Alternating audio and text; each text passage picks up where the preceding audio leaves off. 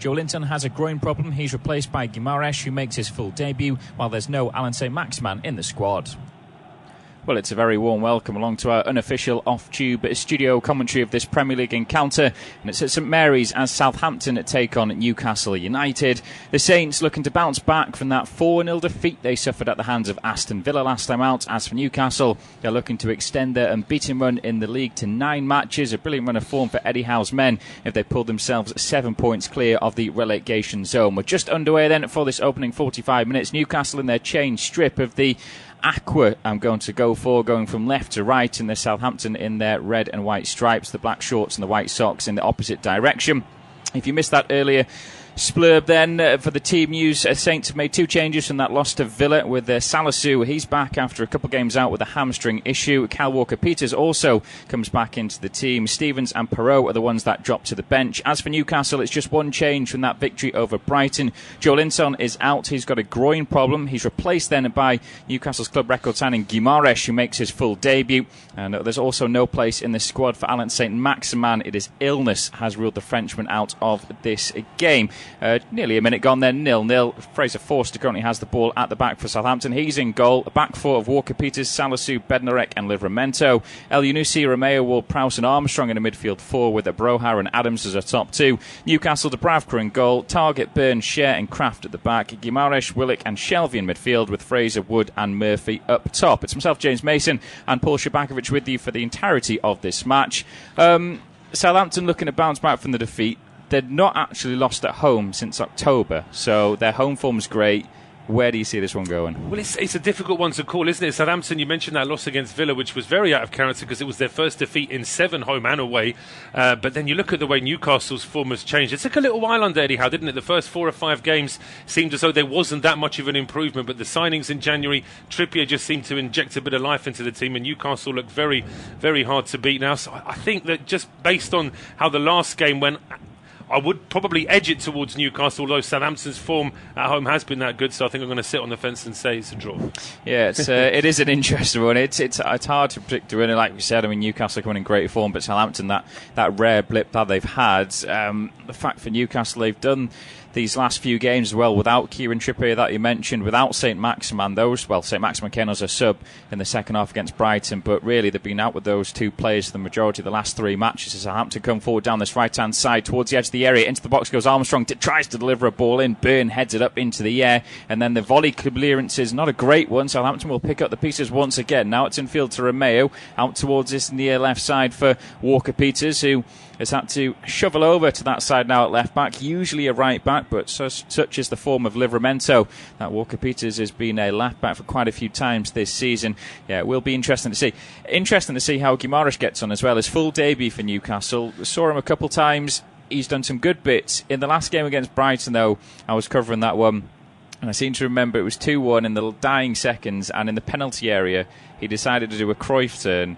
Then he decided to try and run it out of the box, got fouled when he turned back towards his own goal. So he's a work in progress, I would say. I think so. I think the fact that he was signed in January and it's taken a little while for him to get his debut, I think that could just be a combination of other players being in very good form. Break off from that, though, because here comes Southampton now with Walker-Peters. Yeah, down the left this side now. Maybe a chance for Armstrong to put a ball into the box. He gets past Shelvey, delivers one towards the far post. It's headed away by Target towards the edge of the box. Romeo wins his header, but that one's straight into the arms of Dubravka. Just an early goal to tell you about as well. It's at Carrow Road, and Trevor Chalobah has given Chelsea an early lead. Yeah, not great for Norwich City. They were one of a couple of teams that didn't do any January business, and it could come back to haunt them. The Canaries, I think Leeds United were another side that didn't do anything in terms of new arrivals, and Leeds are struggling at the moment as well. They are, and they've got a big game this evening. That kicks off in around 10 minutes' time at home to Aston Villa. That game will also be available on our service.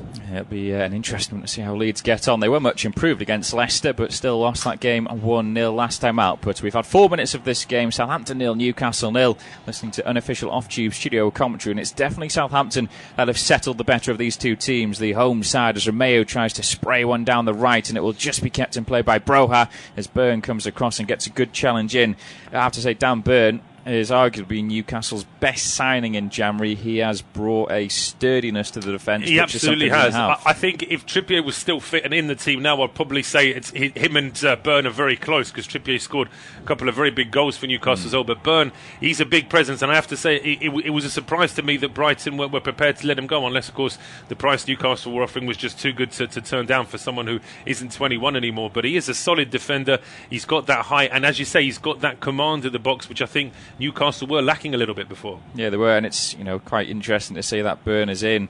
And Jamal Lascelles, the captain, is the one that's been dropped down to the bench in recent games. It's Cher who's playing alongside Burn, and I have to say, Burn's your sort of old-fashioned centre-half, where Cher is more of a ball-playing centre-half. So I think those two have got quite a good partnership working together as Shelvey wins the ball back. Shelvey actually came out after the Brighton game and said he apologised for his performance there, and he wasn't on the mark. But Newcastle coming forward now, and it's weird that Guimaraes now trying to get towards the edge of the box, lays it to Fraser on his left-hand side, overlap from Target, goes back inside now to the former Leon man, who's going to have a dig from distance, and it's hit the head of the Southampton defender behind for a corner. Well, he definitely wanted a shot at goal there and had a decent effort. Didn't waste any time on this occasion. And just a little bit of play in midfield. Newcastle couldn't quite get out of their own half. Finally got forward, though. There weren't too many options for Guimaraes, really. Saw a bit of space and tried to put a little bit of curl on it, and it's a corner kick to Newcastle, their first of the game. Yeah, I think he just saw the space open. No one really closing him down there for Southampton. He's probably quite an unknown entity, is Guimaraes. I think the managers would have done a lot of research on him when he moved to Newcastle just to see what they're going up against, but it's hard to see how they will adapt playing from Liga 1 over into the Premier League now. But this corner will come in from Target, left-footed, in-swing and delivery. Decent-looking ball. The head is a good one away, though, towards the edge of the box. Surely they're pushing the back from Fraser, but the ball is still pinging around in the area. And I think the referee has eventually given a foul then against Fraser, or an offside, but one of the two. It was always going to be Southampton. Yeah, the flag goes up. I do wonder if Newcastle had scored from that, if VAR had got involved, because it seemed to be quite a blatant push in the back there from Fraser as that ball was put into the box. But we can see Eddie Howe on our screens now, back on the south coast, of course. Had a very successful time with Bournemouth before things went a bit sour. And as we say, a bit of a slow start at Newcastle, but he does seem to be getting a rhythm out of this team now. Yeah, it was interesting. I remember listening on the radio driving back home, and there was an ex-player, or a player, ex or current, who played under Eddie Howe, and all he said was, in the first 2, 3, 4 games maybe, he says you won't see much of an improvement in Newcastle. He says, but when Eddie Howe gets them up to the fitness level he wants, then you'll start to see an improvement. And it seems to have come true, really. Yeah, I mean, fitness is such a big thing. You'd think that it wouldn't make that much of a difference with managers, but there's that stat that's gone around, hasn't it, about Spurs, that they were last in the league in terms of distance covered under Espirito Santo, and now under Conte they're first in the league. So it just shows you that a manager can change the way a team press and the way that a team does their fitness. Yeah, it's the basics, really, isn't it? It's just putting in the hard yards, and you pressurise your opponent, you put them under pressure when they're in sort of their own half, or you just close them down, and you're going to win the ball back, and you're going to see more possession, which Newcastle didn't really have much of under Steve Bruce, their former chief. As long ball up towards the halfway line, nearly 8 minutes gone, still 0-0. It's a little bit scrappy, I would say, this game at the moment. It's quite congested. Teams are really getting it out to their wingers. Although you have to say Newcastle are probably more with the wingers of Fraser and Murphy. Southampton, it's a little bit more sort of narrow, you feel, but Newcastle coming forward now. Willock plays a nice ball out to that man Murphy on the right hand side. Ball whipped into the box first time, and that one's cleared behind for another corner kick. Yeah, Newcastle slowly building up the pressure, and now it's Southampton who are struggling to get over the halfway line, and it was a good ball in from the right hand side. It needed Bednarek to deal with it. Willock just giving a bit too much space there in midfield, got away from his man quite easily, and it was a teasing ball from Murphy as well. Yeah, it was well marshalled there as Chris Wood still searching for his first goal for Newcastle since arriving from there, who were at the time their relegation rivals, still are Burnley, for £25 million. He's offered a target man sort of role up there. He does a lot of running, holds it up well, brings others in, but in terms of goal scoring, he's not done it yet. But you'd think that he will surely break his duck sooner or later, and he has shown at every other English club he's been at that he can get goals, including at Burnley, where he wouldn't have had too many chances. So I think there is still a lot more to come from Chris Wood. Yeah, you feel just an easy tap and a header goal, something that he's known for, will be what he wants. But this corner again will be Target, left-footed, in-swing and delivery. It's another decent one there, and it's sort of flicked away with the right slight boot there, the Southampton defender Che Adams. Newcastle will pick it up on this left-hand side. Fraser gets onto his right foot, delivers a ball in, and it drops down, and it's not great defending from Salisu, who sort of tries to chest it, hits his mid-drift. Eventually, the ball is smashed clear and out of play. But just for a moment, there was maybe the appeal of a handball. It all went wrong for Salisu there, didn't it? He slipped, almost handballed it, almost gave it away, and then when he cleared it, he sliced his clearance as well, but he just about got away with that one. Newcastle with a switch of play out towards his right side is a good one. Then Kraft just lumps it down the line. Across comes Willock in. Well, he's appealing for a throw in there, but the official on this near side has said it's gone off him last. I mean, Joe Willock's one we mentioned before with Guimaraes coming in January. His performance levels upped massively when he was playing in that midfield alongside Shelvey and Joe Linton, who has been reborn in his midfield role under Howe. He has, yeah. I mean, Joe Linton is a player sort of like Almiron, not the same sort of player, but you sort of think there's talent there, there's forward ability there, but where do you actually put him on the pitch? And certainly with Joe Linton, he's been put into that midfield three, and it really has worked for him. He's actually been getting more goals. He's become a bit of a fan favourite, a cult figure at Newcastle since dropping in there, and yeah, it's just that pressure is off his shoulders now. It's basically saying he's not your number 9 goal scorer who's going to, get you 20 plus goals a season, but he's someone that'll put in the hard yards in midfield. He's box to box, I would describe, in his sort of midfield role now for Joe Linton. And Newcastle, well, they have Callum Wilson, who is still injured, but I think when he gets back again, that's another sort of impressive sort of feat of this Newcastle run, is that they've been without Wilson for the past, I think it's the past maybe 3 months now. It has been a while, and as I say, they will miss him because he is such a good forward player, but the fact is the results haven't suggested that they've missed him. That it just goes to show that when he gets back into the team, it's more competition for places, and should make Newcastle even more dangerous going forward. Yeah, Southampton with possession in the right back area with Livramento. Slight challenge comes in with Fraser, and the referee is blowing the whistle and giving a free kick here. It was well, I'll tell you what, it was a heavy one. And Livramento, I've just seen him do the gesture of that he's going to have to go off. I saw the fingers roll across each other, and I think he's saying he's going to have to be subbed. Well, if it's that, I mean, if he knows that quickly, what's interesting is he gets caught, I think, on the shin, but he immediately grabs his left knee. It's the way he falls, and he doesn't look happy there, Tino Livramento, that's for sure. Ryan Fraser was told off by the referee, but Kevin Friend wasn't particularly sort of angry about it. It didn't look like it was ever close to even showing him a yellow card. He just said that, look, perhaps just keep it toned down. But Livramento hobbling a little bit, but seems to be okay. Yeah, I mean, unless I've just thought I've seen something there, but I swear I saw him do the fingers rolling over. But maybe that was just an initial snap reaction from him. He's got up and he's thought, well, actually, I can continue, but we'll keep an eye on it. It's not too much of a reshape they would have to do with Walker-Peters could go over to that side, but we're back underway. 12 minutes gone, Newcastle with possession. Shelvey delivers one down this right-hand side, and it's missed then by Salisu there. Murphy's giving chase. Murphy then is in a little bit of a shoulder barge battle. Comes off Murphy last, actually, so that will be a goal kick then for Southampton. Fraser Forster, former Newcastle keeper, playing against his former employers. But Jacob Murphy is one of the Newcastle players who, again, is increased his performance, and maybe by luck more that he's had opportunities with injuries, but he's nailing down his starting place at the moment. I think there's a talented winger there in Jacob Murphy, absolutely. It's just a case of whether he can do it consistently, and I suppose a little bit like Almiron and Joe Linton we mentioned a moment ago, what is his best position? Can he play as a forward? Can he play as in a midfield three? I think the wide position he has now is probably his best. But it must be a bit of a worry here for Ralph Hasenhüttl. It's been about 10 minutes since Southampton have been in possession inside the Newcastle half. Yeah, they're not doing a great deal with it. The only sort of saving grace is Newcastle aren't doing masses of amounts. A couple of decent balls into the box, but they're not creating chances. Neither keepers had anything to do. Yeah, Raul Jimenez has given Wolves an early lead against Watford. Some more problems there for Roy Hodgson's Watford. More problems for Dean Smith's Norwich, because Chelsea have now gone 2 up inside the first 15 minutes, just waiting for the confirmation of the goal scorer. Newcastle down the right side now. Willock tries to put a cross in. That one's just deflected off Walker-Peters and out for another throw. I think Eddie Howe will be happy with the response from his Newcastle side. They started off a little bit sluggishly inside the first 5 minutes, but they're starting to see a bit more of the ball. They're looking quite lively on the break, I would say. But Kraft has a throw-in opportunity now, the Swede. Looking for some options. No one's really going deep for him. I'd say I don't like that Premier League football they've got there with the blue and the white swirls on it, as he goes short now towards Guimaraes. Then he has a decent bit of control. He's forced towards the byline, still has it. Guimaraes plays a ball towards the edge of the area. It's stepped over then by Murphy, but Shelvey wasn't expecting it, and Southampton have possession back, and now trying to win that one is Kraft. Then the ball breaks towards Walker-Peters, gives it back to Forster, and plays a long ball downfield there. Byrne is going up for this aerial challenge with Adams, does well. Shelvey then, his ball towards Kraft, will slide challenge, fierce slide challenge as well. Kraft brings down his man when they're on the floor at El Yunusi.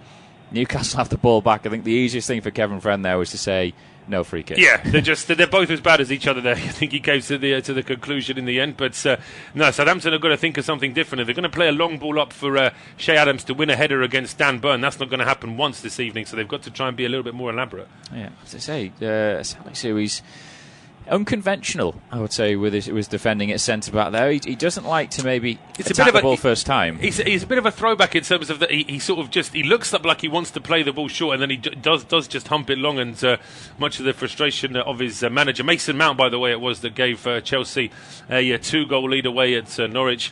So problems for Norwich and Watford early on this evening. Yeah, big rumours, by the way, in that Chelsea game that the kit man had to go down to Sports Direct to buy 20 plain blue shirts because 3 have asked Chelsea to take the sponsorship off their you're shirt. Absolutely right. Yeah, the mobile network isn't going to have this name, and that's a very strong challenge there from Jacob Murphy. Southampton finally getting forward down the left-hand side, and Murphy, as we said, he's a much better forward than he is a defender, and he goes sliding in on Walker-Peters, and that's the first booking of the game. Yeah, rightfully so as well. Murphy he gets caught. He's trying to wrestle it back from Walker-Peters.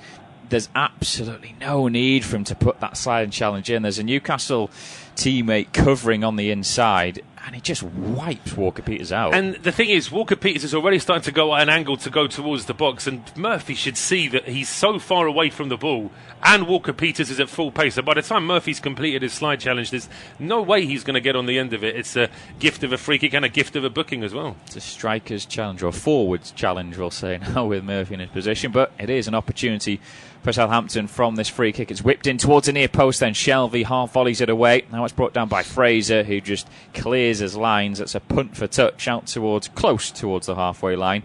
Thrown for Southampton, but not a bad one there from Ward-Prowse, but Shelvey was aware to it. Shelvey was aware to it. I mean, there's 3 or 4 Newcastle players that really have stepped up their levels since Eddie Howe's arrived, and I think Shelvey certainly is one of them. Meanwhile, a problem here for Newcastle.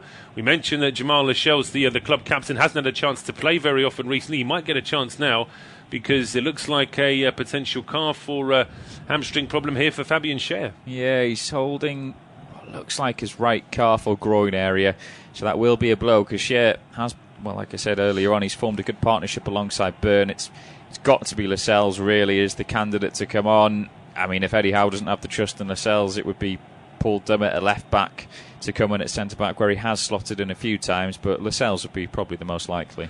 He would. It would make the most sense to say, looking at that bench, Longstaff, Gale, Ritchie, Lascelles, Javi Manquillo, Dummett, Debo, Almiron and Darlow on the bench for Newcastle this evening. It's Stevens, Gineppo, Smallbone, Adam Armstrong, Long, Valerie, Diallo, Perot and Caballero on the bench for Southampton. Another former Newcastle player, Adam Armstrong. Quite surprised Hasenhüttl didn't think to start him just to say, you'll score against his former side. Yeah, there's been a few times Brentford did the same thing with Ivan Toney. They didn't start him against Newcastle. They did in the first game where he actually scored. I think it might have been Eddie Howe's first game in charge, or when he was sort of just about been officially appointed as the manager. It was his first game, but he wasn't in the dugout. He wasn't in the dugout, yeah, that's right. Yeah. And there's certainly Toney scored in that game, but then he didn't start in the game when Newcastle won at Brentford a few weeks ago. And it's interesting because you just think that it's always going to be that extra motivation. Armstrong, a player who is sort of always on loan when he was at Newcastle as well, so he'd really want to prove a point. Yeah, 3-3 draw. I do remember, not watching the game, but I was checking the score service on all those matches on that weekend. Yeah, it was a very entertaining fixture then in what was Eddie Howe's first game in charge, but not in the dugout. As Southampton coming forward down the right side now, as Schär is back up on his feet, trying to get across in his Livramento, just pokes the ball into the penalty area. Romeo then helps it further in, but it's been cleared away. Southampton, though, will pick up the scraps and they'll look to go again from the halfway line. It's back with Armstrong and now Salisu, and all the momentum has gone really in the attack. Salisu floats one out towards the right side, but well, Livramento can only get a head on it. It goes out of play. Another goal? Yeah, another goal. Cucho has gone from being the hero to the villain. He scored that amazing goal, didn't he, at the weekend for Watford. He scored an own goal this evening, though, so Wolves now lead 2-0. Yeah, it's not looking good for the likes of Norwich, Watford. But there's still hope for them. I think Norwich got a huge game at the weekend when they are against Leeds United at Ellen Road. That's a big game as well, as is Brentford-Burnley on Saturday. That's a big game for both those sides. If Brentford win, they could just pull away from relegation and leave Burnley further in it. If Burnley win, they, of course, give themselves a fighting chance and drag Brentford back down as well. So it's a big weekend coming up. Yeah, Burnley have used up all those sort of spare games they had to try and catch up from the postponements they had over the COVID period.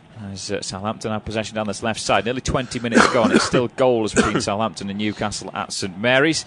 And I have to say, Fraser Forster and Martin Dubravka have had absolutely nothing to do as of yet. There's been no end product from either side as Romeo has it. He tries to play one over the top of the defence. It's brought down superbly by Broha, and Dubravka sort of scrambles and palms it behind. It'll be a corner kick.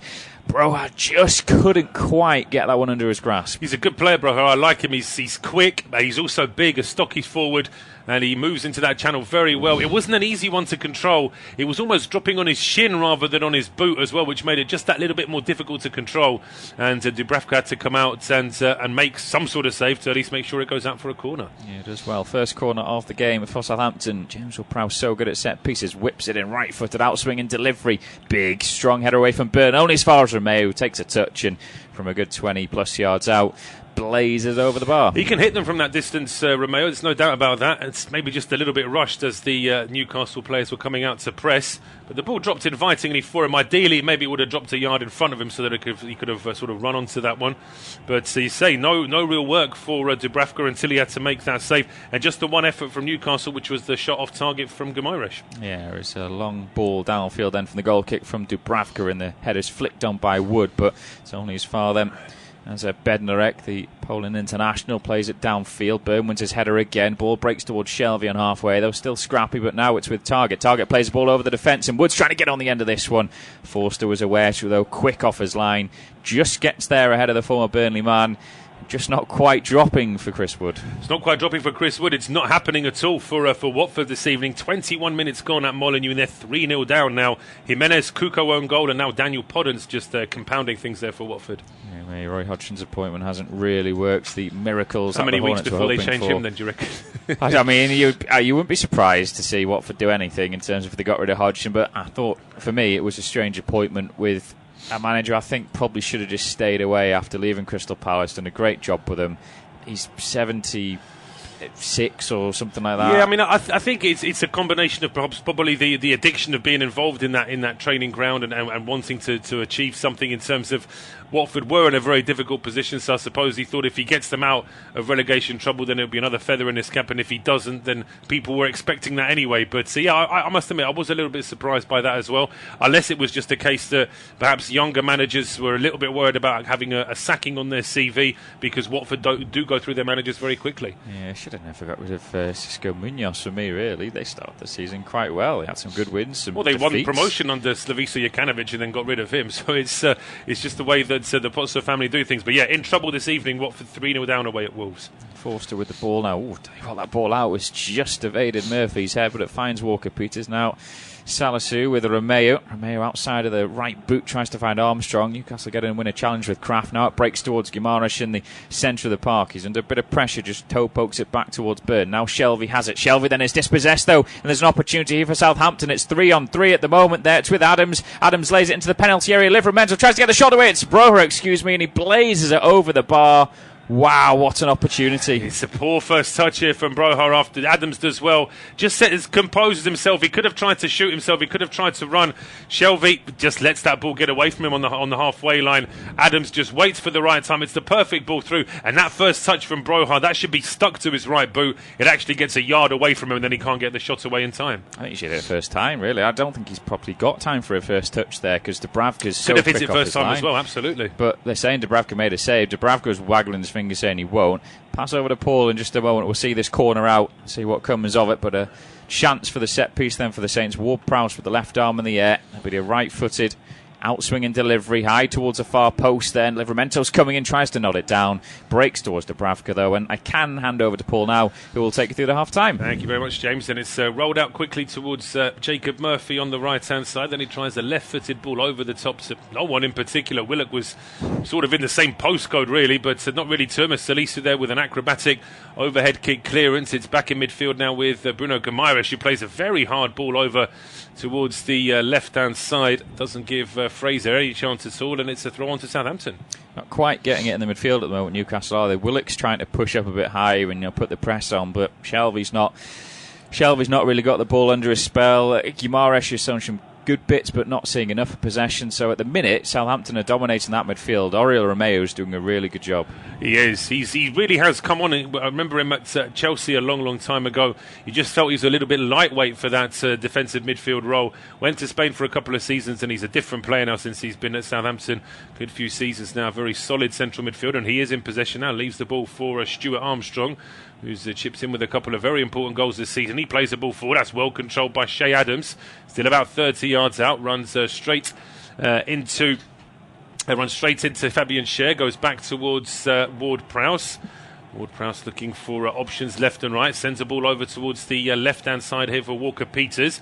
Under pressure here from Murphy, who is on that yellow card. Walker-Peters with a cross towards the back post. Headed down. Great chance here for Armstrong. It deflects and it's in the back of the net. And it's Southampton on 25 minutes that take the lead. It'll be disappointing from Newcastle because I don't think the Saints did anything particularly groundbreaking there. It was just a quick switch of play from right to left, a ball into the box that wasn't really dealt with. Yeah, it wasn't dealt with. It was floated in from Walker-Peters on the left side. There's maybe a touch of fortune. I think the header at the far post, I think it's a Southampton player, heads it onto one of his own teammates and it pops straight into the path of Armstrong, and he manages to get the ball home. Dan Burn looks like he's having a word with the referee. I don't know whether they think there's an arm in there. They'll have a look at it through VAR, but at the minute it is a goal. Looks like there is a goal. Looking first of all at the offside, no one offside when the ball is played to Walker-Peters. When he puts the cross in, nobody's offside there. Is there a bit of a shove on Dan Burn? I can't see it. If anything, the ball might strike Dan Burn on the arm as it deflects off him before it crosses the line. But I can't see anything wrong with that goal. No, I can't. Just looking there, and it's two Southampton players. Is it Livramento? Does the ball just graze off his arm as he's jumping up for it with Broha?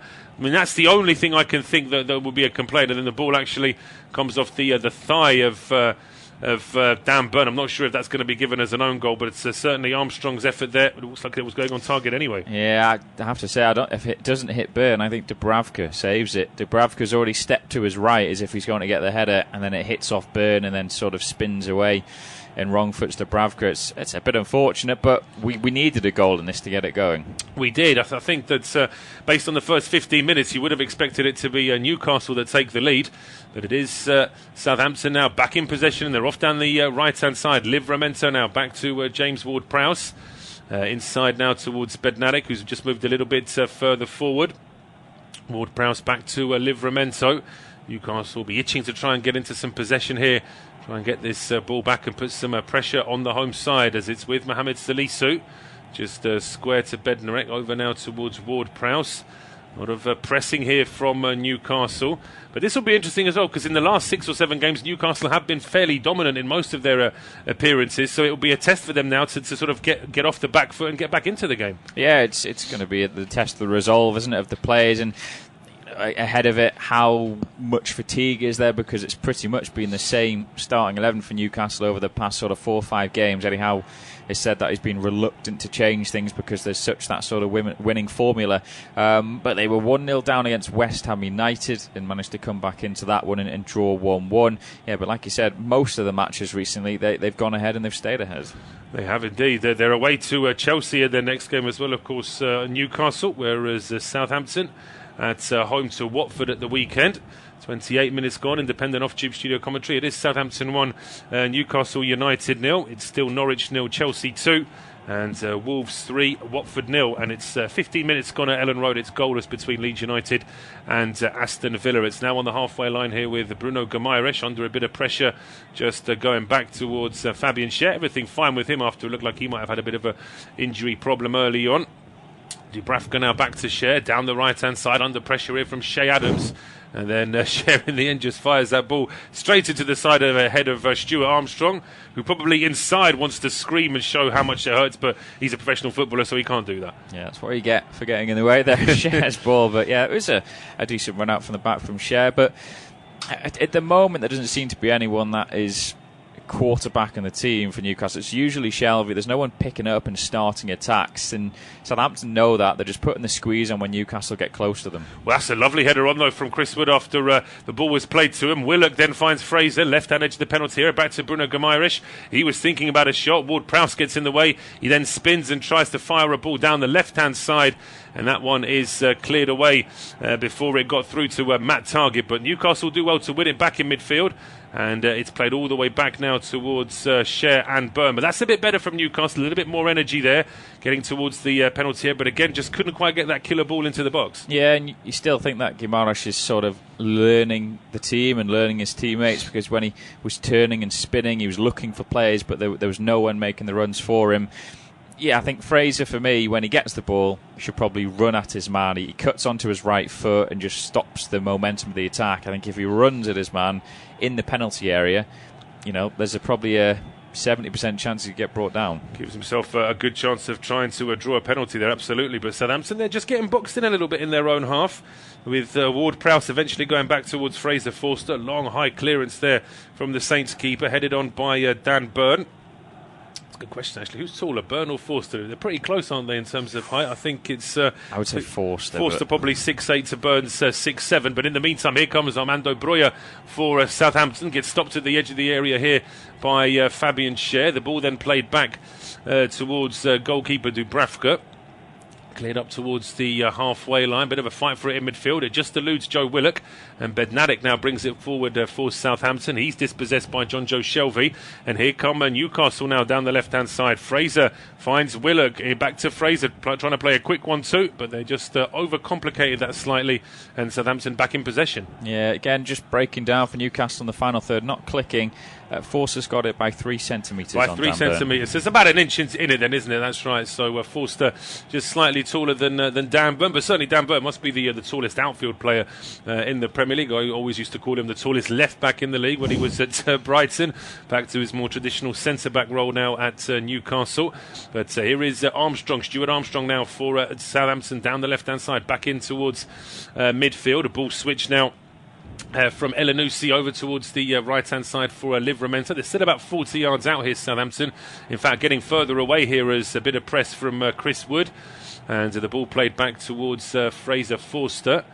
Now to Mohamed Salisu. Southampton perhaps quite purposely just slowing things down, as they can see Newcastle just getting a bit keen. But there's James made the point earlier again. Salisu just pinging a long ball to literally no one in particular and giving the ball back to Newcastle. Yeah, I mean, there has been quite a lot of that from both teams, the long ball. But I think Newcastle have done a bit better in that, because they've hit Wood on a few more occasions and he's actually won his headers. But there from Salisu, it was like, well, who is that to? Is to absolutely nobody. Nobody at all. And now Jonjo Shelvey finds Ryan Fraser down the left-hand side. Here's Matt Targett in support. 3 waiting in the box for Newcastle. Fraser that goes back to Jonjo Shelvey, and he puts a cross in, which is for Chris Wood, and Newcastle are level on 32 minutes, and it's a Chris Wood goal from start to finish. A good ball in. The New Zealander wasn't marked in the box. It's a quick header. Fraser Forster doesn't even move, and Newcastle are level with their first shot on target. What a ball from Shelvey that is. I mean, absolutely terrific. Mentioned just before, no one was quarterbacking it for Newcastle. No one was trying to create the attacks. But Shelvey, you give him space and time, which Southampton did there. They were happy to have him, for Shelvey to have it on the left-hand side. It's a brilliant ball. I mean, if Chris Wood misses that, then he was never going to score for Newcastle. But superb, right on his head. Gets behind his defender. I mentioned before about Salisu, not that impressed with him as a defender, and he loses Chris Wood there. There's no marking at all, really. I mean, I know that man-to-man marking is almost out of fashion in Premier League football these days, but that doesn't mean to say you just stand in a line and wait to see what the opposition striker does. I mean, there's no attempt to try and stop Chris Wood getting on the end of it. It's a brilliant ball from Shelvey. Wood does his part in there as well, makes sure that that ball just goes off his forehead at an angle to make sure it is going in the corner. But Southampton, just as they were trying to slow things down, take the sting out of with Newcastle having a bit more possession. Newcastle are level. Yeah, and again, that's great resolve from Newcastle. Go 1-0 down away from home, but to get back at 1-1 and to get back quickly, 7 minutes between the two goals. So really important that Newcastle, get themselves on parity, and that they can now start to think about maybe winning the match. But obviously, we said a goal is needed to kick-start the game, and it certainly has. It certainly has. We'll see now how Southampton respond. And in actual fact, that Newcastle move started with that pointless long clearance from Salisu. If Southampton had kept the ball a bit better, then we'd still be talking about a 1-0 lead for the home side potentially. But long clearance now down the right-hand side doesn't get through to Joe Willock. And it is Bednarik and Salisu just swapping passes 30 yards out from Southampton's goal. Played forward now towards Stuart Armstrong. Back to Salisu again. We've had 7 attempts on goal in the game, 5 from Southampton, 2 from Newcastle, with Southampton leading 2-1 in shots on target. 1-1 though after that equaliser from that Chris Wood header. Bednarik's ball up to Shea Adams, been well marked, closely marked there by Dan Burn. He felt that in his heels. It's now with Ward-Prowse over towards Walker-Peters down the left-hand side. Back in towards Ward-Prowse again. Willock trying to close down, but it still finds Romeo. Romeo plays it into Elyounoussi. Not seen enough of him in this game so far. He then plays it into Walker-Peters. I don't think Walker-Peters was expecting the ball, and the pass back from Walker-Peters to Elyounoussi was under hit anyway. Cleared up to the halfway line where it's well controlled by Salisu. And perhaps Newcastle just guilty of clearing it away rather aimlessly this time. But it's with Stuart Armstrong, finds Walker-Peters. He goes down, but it's back with Stuart Armstrong, Scotland international. Lovely jinking run into the box. Drills one across the 6-yard box. And it was right place, right time there for Dan Burn. I think it was Dan Burn, Matt Targett just behind him to get the clearance in, because there was a man waiting at the far post. Yeah, good positioning from Burn, good reading of the play, just marshals his area well, gets the block in, because it would have been an easy tap in for Broha behind him, but some horrible attempted little just flicks of the foot by Murphy in that. Absolutely, it's a short corner taken here between Ward-Prowse and Walker-Peters. It's Walker-Peters' ball into the box. It's that man Dan Burn again with the header back into midfield. Armstrong trying to play it in towards Livramento, but Matt Targett is there and he threads the ball away. It's not a good clearance though. He was looking for his man, but he could only find Romeo, and he quickly plays it over towards Walker-Peters on the left-hand side. Southampton knocking at the door again now with Ward-Prowse. Square to Romeo, about 40 yards out, but Willock is pressing here, as is Chris Wood, forcing Southampton just a little bit further back. It's over with Tino Livramento now on the right-hand side. And all of a sudden, Newcastle just can't get hold of the ball. No, they can't, but Southampton nearly giving it away in a dangerous position. Referee's going to away play on there for Shelvey, nibbling at his opponent. But they are looking still quite lively, the Saints. They certainly are. They're moving forward here with Walker-Peters, and that's a good ball into the box to find Elyounoussi. His ball is chested down just at the edge of the 6-yard box by Guimaraes before it's cleared away by Scher. But it's still Southampton in possession. Ward-Prowse to Romeo, and now it's Broha who's ended up on the left-hand side this time. Broja can't quite find a cross into the box. Goes back to Ward-Prowse. Now a ball into the penalty area, stopped by Guimaraes, played away by Fabian Scher, but given away at the edge of the area, and now Armstrong tries to flick it towards Broha. It's cleared, but again not far enough. Southampton coming again now. Livramento's ball into the box. It was left by Adams, and then he volleys that one towards, it's underneath, off the underside of the bar, if I get my words out, and it eventually deflects away for a throw. But Adams initially had left that for his teammate. The ball then ended up back with the Southampton number 10, and he absolutely leathered it. I mean, that's so unlucky for Adams. He hits it superbly. It pops up perfectly, doesn't it? On the volley, right-footed, just on the right-hand edge of the 6-yard box. I mean, it's a superb hit from the Scotland international. I mean, Dubravka, he's got no chance. It's gone past him before he's even got his hands up. But how many times Newcastle wanted to give the ball away there when they were trying to clear it? I mean, it's sloppy. And another Newcastle player down here, I think it's Scher again. I think this might be game over for Fabian Scher. He was down earlier with what looked like a thigh injury. He's down again holding that right thigh. And Eddie Howe just getting some instructions out. I'm sure he'll be preparing Jamal Lascelles, who would be the natural choice. Just to tell you as well, things not going well for Leeds under their new manager. Felipe Coutinho on 22 minutes has given Aston Villa the lead at Ellen Road. Yeah, it's another big game for them. I mean, if they lose that, and then they go into the game against Norwich, and if they get defeated by the Canaries, then they are massively embroiled in it. They already are embroiled in this relegation battle, but there's some teams at the moment that are just on a downward spiral. They certainly are. That's why Brentford would have been delighted to have won that game at Norwich last weekend, because they certainly seem to be in free fall. As I mentioned, big game against Burnley this weekend. If they get some points there, Brentford play Everton and Leeds in their last 2 games of the season as well, so it could make for a very exciting game. But we've had 38 minutes on the clock here at St Mary's. It is 1-1. Fabian Schär isn't back on the field as yet, is he? But they haven't made the substitution yet. In fact, he is back on the field now. Yeah, it's a strange one. You'd suspect that he's trying to get to half-time, have a bit more work on it for, the 10, 50-minute interval, and then if it's still not right, then they'll have Lascelles ready, he'll be up to speed, and he's stretched enough and he can come on. But, yeah, it is a bit of a strange one. I mean, Schär does do this a few times in a match. He just seems to tweak something, but then carries on. It's a very, very good player, I think, Fabian Schär. He's pretty much got the ball skills of a central midfielder and has got the physical abilities of a defender as well. Very much the in vogue sort of defender these days. The ball now back in play here. Bit of a fight for it in midfield. Shelvey beaten to it by Elyounoussi, who's just woken up in the last few minutes, having been pretty quiet for the first 25 minutes of this game. Elyounoussi now down the right hand side, tries to skip away from target. He does skip away from target, but he was well marshalled there by Guimaraes, who we're actually seeing in a bit more of a defensive midfielder now. He's just boxed himself in right at the edge of his own penalty area before he finally clears it. But he's having to be almost a defensive sweeper right now, Guimaraes. Yeah, that's exactly what he did against Brighton in the final few seconds. And sometimes you think, just get the ball away. But I have to say, I thought that should have been a free kick to Southampton, because Matt Targett, he does just sort of motion to go and sort of block the Southampton player, and I think it puts them off their stride. I think it was clever play by Targett, but one that probably should have been a free kick. Should have looked perhaps to give a free kick for that one, as the ball is now back with Fraser Forster, who's had a very quiet time of it since conceding. He's not really had any work since Newcastle got their equaliser.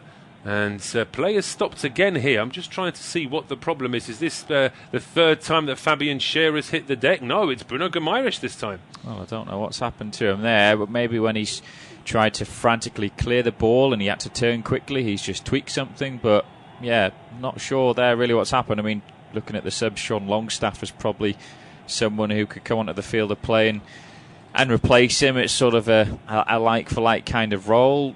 Really, it's only Sean Longstaff, because then you've got Miguel Almiron, but he's more of an attack-minded player. Absolutely, yeah. Then you've got Manquillo and Ritchie. They're more sort of wide players. There are a few central midfielders missing for Newcastle right now.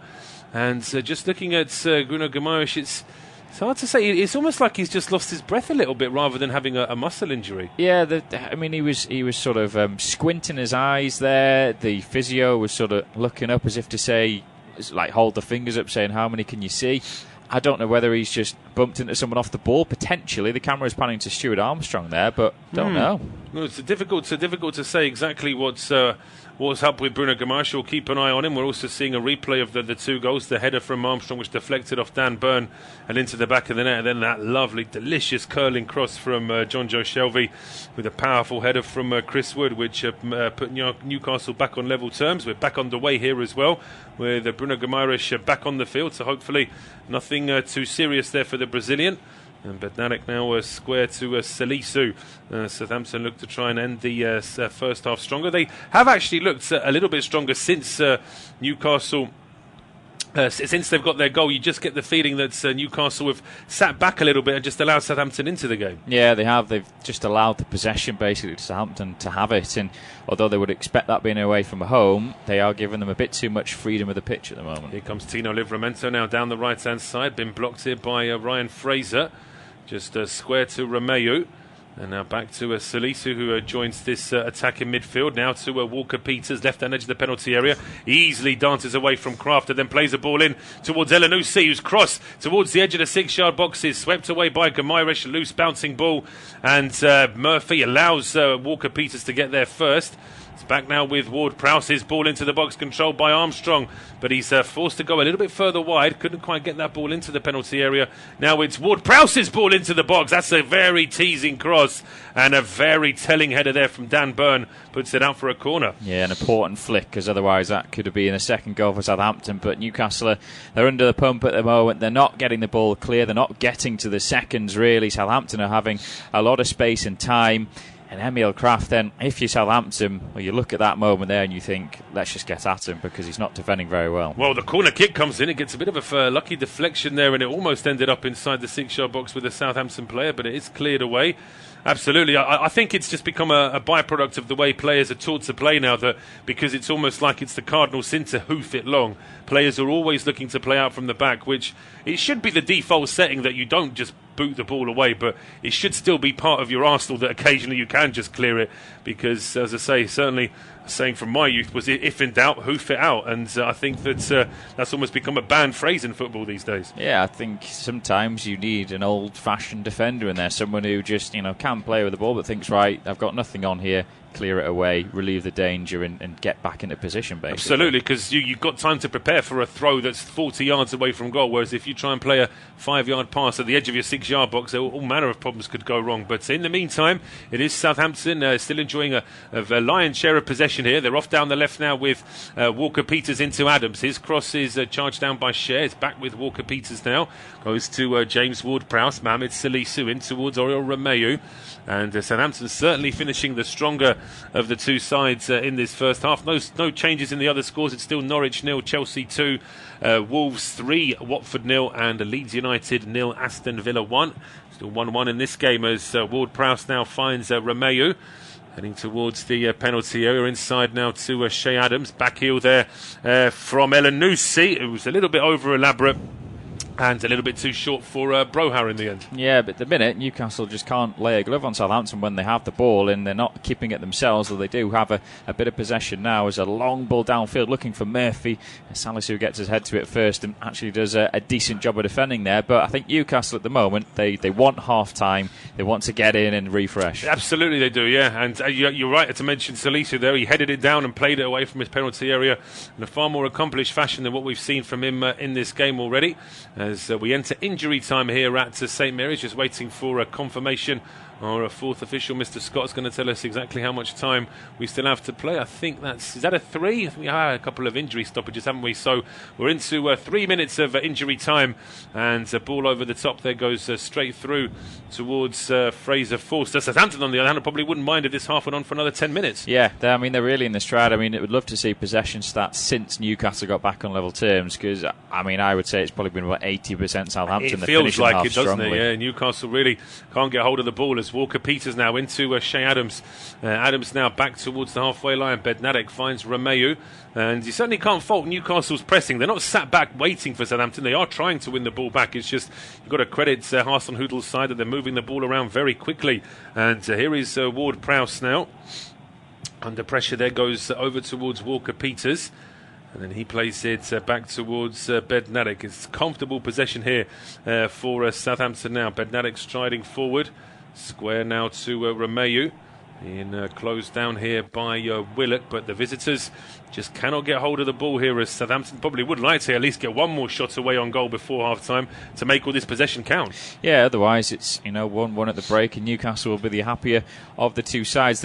The difference, I think, at the moment with Newcastle is Willock's the one that's in there in the midfield three trying to press so much, but Shelvey and Bruno Guimaraes aren't really doing that, whereas Joe Linton, when he's been playing, has been doing the same job as Willock, back and forth, putting the pressure on, holding the ball and putting tackles in. At the moment, Newcastle seem to be getting overrun a little bit in that area. They are, and that's something that certainly Eddie Howe and his coaches will have to think. Well, I'm sure they're already thinking about it now as we head into the break. We've still got about a minute of injury time to play, and it is half-time at Carrow Road. Norwich 0, Chelsea 2. Half-time at Molineux, Wolves 3, Watford 0. And Southampton once again trying down the left here with Armstrong and Walker-Peters. Willock then runs into Walker-Peters. And it should at the very least be a throw to Southampton, if not a free kick. Walker-Peters going back towards Salisu. Just being hounded there by Chris Wood. But the visitors, again, just can't get hold of the ball right now. Long clearance there from Salisu. A little bit unnecessary. Kraft plays it forward to Wood. Bit of a heavy touch there from the New Zealander. And it's cleared out by Salisu. Only have a few seconds now of injury time left in this first half. And it's been an entertaining first half. It's been enjoyable to watch at times. I think both sides have found their strides at times. But here comes Emil Kraft now with a good run for Newcastle. Just plays it back to Murphy. And then the ball whipped in by Guimaraes up in the air. Willock's header goes over the bar. And that will be it as far as this first half is concerned. Two sides playing well. But it's Southampton 1, Newcastle 1 at half time. Myself and James will be back for you in 15 minutes.